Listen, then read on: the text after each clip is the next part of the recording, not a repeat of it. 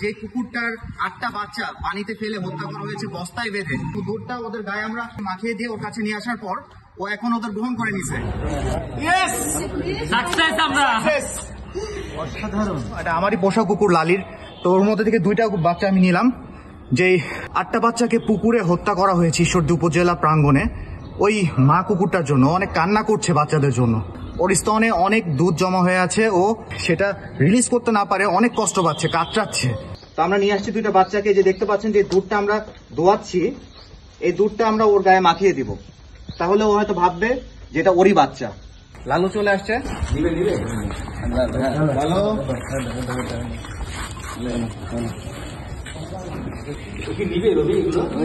আমরা দেখছি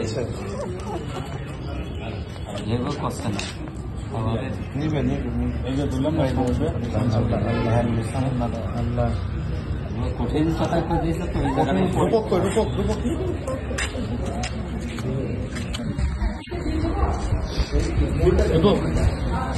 দুধ খাবে।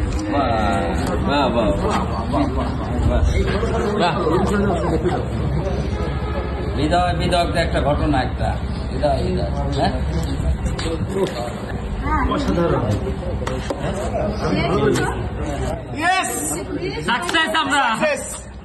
অসাধারণ। আমাদের প্ল্যান কাজে দিয়েছে, দেখতে পাচ্ছেন ও মেনে নিয়েছে ওদের।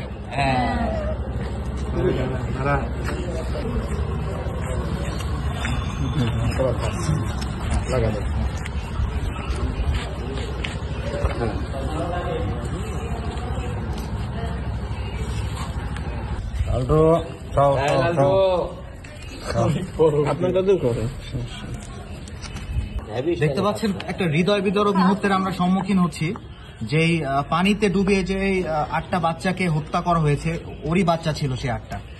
তো আমরা যে 2টা বাচ্চাকে রেস্কিউ করে নিয়ে আসলাম, ওর দুধ লাগিয়ে দেওয়ার পর এখন দেখতে পাচ্ছেন ও গন্ধ শুকে ওর বাচ্চা মনে করে লালটো পাচ্ছে না।